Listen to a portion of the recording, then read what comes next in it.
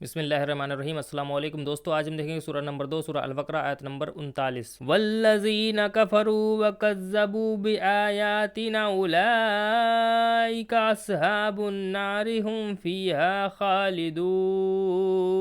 اور جو اس کو قبول کرنے سے انکار کریں گے اور ہماری آیتوں کو جھٹلائیں گے۔ عربی میں آیت کی جمع ہے۔ آیت کے اصل معنی اس نشانی کے ہیں جو کسی چیز کی طرف رہنمائی کرے۔ قرآن میں یہ لفظ 4 الگ الگ معنی میں آیا ہے۔ کہیں اس سے مراد صرف علامت یا نشانی ہی ہے، کہیں کائنات کی نشانیوں کو اللہ کی آیت کہا گیا ہے، کیونکہ قدرت کے جلووں میں سے ہر چیز اس حقیقت کی طرف اشارہ کر رہی ہے جو اس ظاہری پردے کے پیچھے چھپی ہوئی ہے۔ کہیں ان معجزوں کو آیت کہا گیا ہے جو نبی علیہ السلام لے کر آتے تھے، کیونکہ یہ معجزے اصل میں اس بات کی علامت ہوتے تھے کہ یہ لوگ کائنات کے حاکم کے نمائندے ہیں۔ کہیں اللہ کی کتاب کے جملوں کو آیت کہا گیا ہے کیونکہ وہ نہ صرف حق اور سچائی کی طرف رہنمائی کرتے ہیں بلکہ حقیقت میں اللہ کی طرف سے جو کتاب بھی آتی ہے اس کے صرف مضامین ہی میں نہیں، اس کے لفظ اور انداز بیان اور عبارت کے طریقے تک میں اس کے جلیل القدر منصف شخصیت کی نشانیاں بھی واضح شکل میں محسوس ہوتی ہیں۔ ہر جگہ عبارت اور چل رہی بات کے موقع و محل سے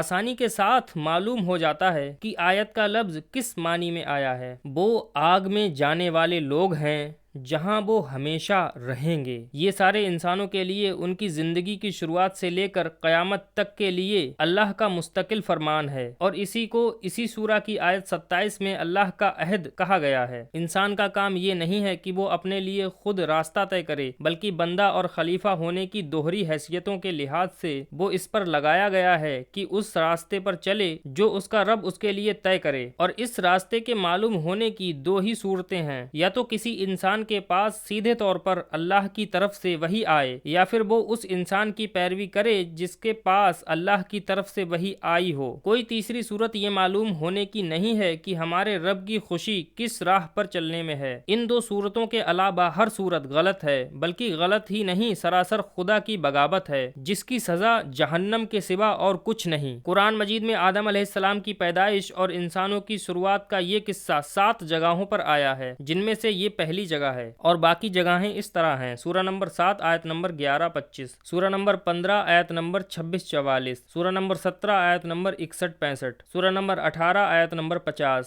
سورہ نمبر 20 آیت نمبر 16-124، سورہ نمبر 38 آیت نمبر 71-85۔ بائبل کی کتاب پیدائش میں پہلے، دوسرے اور تیسرے باب میں بھی یہ قصہ بیان ہوا ہے، لیکن دونوں کو ملا کر دیکھنے سے نظر رکھنے والا ہر شخص محسوس کر سکتا ہے کہ دونوں کتابوں میں کیا فرق ہے۔ آدم علیہ السلام کو پیدا کرنے کے وقت اللہ اور فرشتوں کی بات چیت کا ذکر تالمود میں بھی آیا ہے، مگر اس کے اندر بھی ان معنی اور مقصدوں کی کمی ہے جو قرآن میں بیان کیے ہوئے قصے میں پائے جاتے ہیں۔ بلکہ تلمود میں یہ عجیب بات بھی پائی جاتی ہے کہ جب فرشتوں نے اللہ سے پوچھا کہ انسانوں کو آخر کیوں پیدا کیا جا رہا ہے تو اللہ نے جواب دیا تاکہ ان میں نیک لوگ پیدا ہوں، برے لوگوں کا ذکر اللہ نے نہیں کیا، ورنہ فرشتے انسان کو پیدا کرنے کی منظوری نہ دیتے۔ یہ تلمود میں ہے۔ تو دوستو، اسی کے ساتھ ملاقات ہوگی انشاءاللہ آپ سے اگلی ویڈیو میں۔ ویڈیو پورا دیکھنے کے لیے بہت بہت شکریہ۔